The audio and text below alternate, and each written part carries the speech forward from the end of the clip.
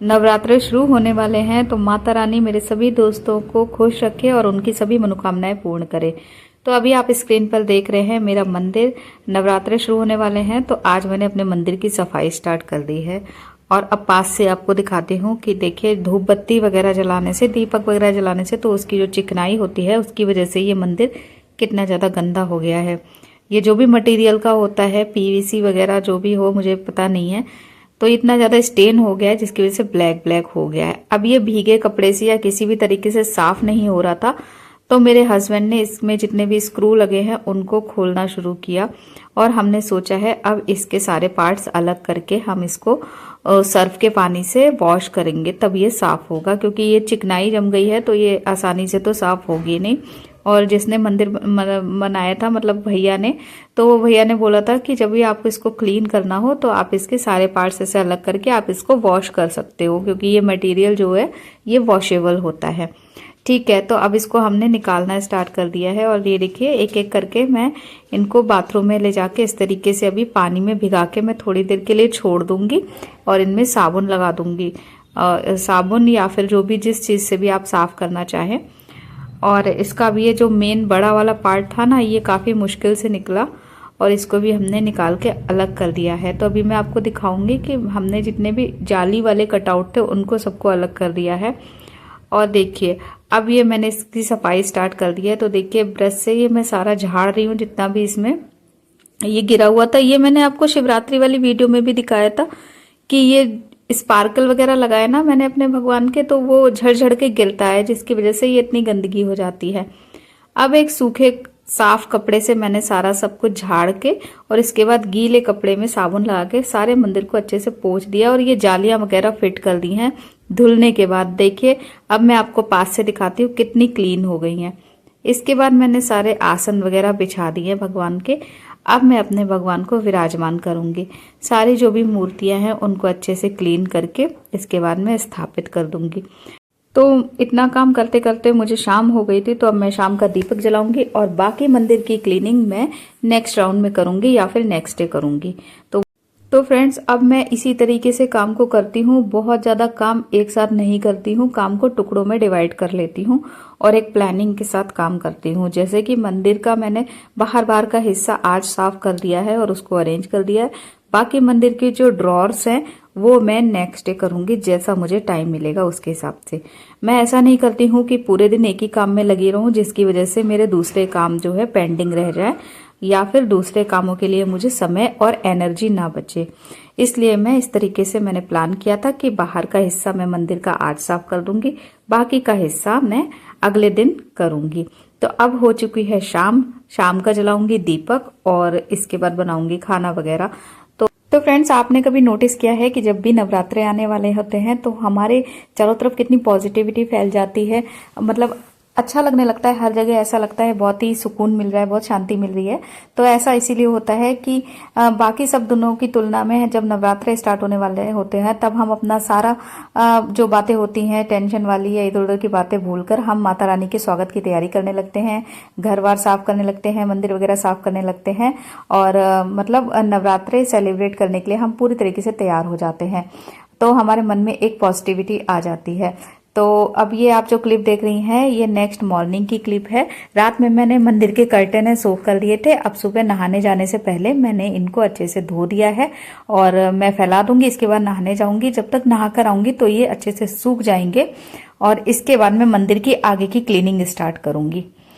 तो देखिए फ्रेंड्स मैंने कर्टन फैला दिए हैं और नेट के हैं तो ये बहुत ही जल्दी सूख जाते हैं। तो अब व्हाइट कलर के हैं और गंदे भी बहुत जल्दी होते हैं, तो मैंने रात में सोख कर दिए थे। तो अब मैं नहाकर आ गई हूँ और कर्टन उठाकर मैंने अंदर रख लिए हैं। तो देखिए अभी मैं आपको पास से दिखाती हूँ ना, बहुत सुंदर लगते हैं और ये मैंने अपने हाथों से ही बनाए हैं सिलाई करके। थोड़ी बहुत मैं मशीन से अपना छोटे मोटे काम जो है कर लेती हूँ और सीक्वेंस लगे हैं इसमें व्हाइट कलर के ही, तो बहुत सुंदर से ये कर्टन लगते हैं। ठीक है, तो अब ये मेरे कर्टन धुल गए हैं और इसके बाद अब मैं आगे की क्लीनिंग स्टार्ट करूंगी। जितनी भी हो पाती है आज करूंगी, वरना नेक्स्ट डे फिर से करूंगी। तो अब ये मैं ड्रॉर खोल के दिखा रही हूँ आपको। देखिए कितना भी अच्छे से अरेंज करो ड्रॉर, लेकिन कुछ दिनों बाद उसकी हालत यही हो जाती है। तो आज मैं इस ड्रॉर की क्लीनिंग करूंगी। तो ठीक है, एक राउंड में मैंने मंदिर के बाहर की सफाई की। अब नेक्स्ट राउंड में मैं ड्रॉर की क्लीनिंग कर रही हूँ। तो सबसे पहले ड्रॉर का सारा सामान निकाल के बाहर रख लूंगी, बिल्कुल खाली कर लूंगी और इसके बाद मैं सफाई शुरू करूंगी। तो बहुत सारी छोटी छोटी सी चीजें होती हैं, छोटे छोटे पैकेट होते हैं, हम लोग को पता ही नहीं होता है आधी चीजें तो। और ये वाली डिब्बी में ना मेरे भगवान के लड्डू गोपाल के सारे मुकुट हैं और मालाएं हैं। तो ये जब खोलो ना तो बड़ा अच्छा सा लगता है ये सारी चीजें देख के। तो देखिए टिया भी मेरे साथ लगी हुई है काम करवाने में। काम तो कम ही कराती है, खैर फैलावा ज्यादा मचाती है। अभी आगे देखना वीडियो में इसने क्या रायता फैला के रखा है। तो अब ये जो मैं ना पेपर बिछा देती हूँ, देखिए मैंने आपको दिखाया, ये इसने पूरा ना जो सिंदूर होता है उसकी डिब्बी खोल के पूरा सिंदूर फ्लोर पर गिरा दिया और अपने हाथ दिखा रही है, मम्मा मेरे हाथ गंदे हो गए, होली वाला रंग लग गया कह रही मेरे हाथों में। तो चलिए खैर वो तो मैं बाद में साफ करूंगी। और अब एक गीला कपड़ा लेके मैंने ड्रॉर को अच्छे से पोंछ लिया है। इसके बाद बिछा दिया साफ सुथरा न्यूज़पेपर। न्यूज़पेपर मैं इसलिए बिछाती हूँ कि जितना भी ऑयल या घी वगैरह गिरता है ना तो वो ये एब्जॉर्ब कर लेता है न्यूज़पेपर। फिर इसको उठा के मैं चेंज कर देती हूँ, दूसरा बिछा देती हूँ। और शीट वगैरह मैं इसीलिए नहीं बिछाती हूँ कि वो बड़ी मैसी हो जाती हैं, गंदी हो जाती हैं, फिर वो साफ नहीं होती हैं। ठीक है। और इस तरीके के व्हाइट कलर के मेरे पास बॉक्स रखे थे मिठाई के, तो इसको रख के मैं आज अरेंज करूंगी सामान। और ये वाला जो बॉक्स आप देख रहे थे ना, ये अभी इससे पहले ये मैंने खुद बनाया था। और ये देखिए पूजा के भोग लगाने की ये कटोरियां हैं, बर्तन है, तो मैं इसी में रख रही हूँ। अभी फिलहाल मैं रख रख के देख रही हूँ सामान की सेटिंग, एक बार में तो सेट होता नहीं है। तो मैं अभी सेट करके देख रही हूँ, अच्छा नहीं लगा तो मैं इसकी सेटिंग चेंज कर दूंगी। और ये भगवान का भोग प्रसाद ये सब निकाल रही हूँ, थोड़ा थोड़ा सा बचा था तो फटाफट से अब मंदिर की क्लीनिंग कर रही हूँ। देखिए मैं थोड़े थोड़े स्टेप में मंदिर की क्लीनिंग की ना, तो इस बार मुझे बर्डन नहीं लगा। नहीं तो ना एक दिन में सारी करती थी तो मुझे बहुत काम हो जाता था और अच्छे से सफाई हो भी नहीं पाती थी। तो इस बार मैंने टुकड़ों में काम को डिवाइड कर लिया। और काम करने का ये सबसे बेस्ट तरीका होता है कि आप उसको छोटे छोटे टुकड़ों में डिवाइड कर लें और इसके बाद प्लानिंग करके अपने काम को शुरू कर दें। तो देखिए इससे पहले मैंने इस जो मसालदानी होती है ना, इसमें सारी चीजें रखी थी, जैसे लौंग और छोटी छोटी सी चीजें होती है ना। अब मैं इसको हटा रही हूँ। तो मेरे पास ये स्टील की डिब्बियां थी ना, उनमें ये सारा सामान रख दूंगी, जो लौंग है, कपूर है या सुपारी है, जो बहुत सारी छोटी छोटी चीजें होती हैं। तो स्टील की डिब्बियों में रखूंगी, क्योंकि प्लास्टिक में ना रखने का अब मेरा मन नहीं हो रहा है। तो अब स्टील की डिब्बियों में दिखाई तो देगा नहीं, तो इसके लिए ना मेरे पास ऐसे स्टिकर वाली चिट रखी हुई थी, तो मैंने इनके ऊपर ये स्लिप लगा दी है और इसके ऊपर लिख दिया है कि इसमें क्या चीज है। ठीक है।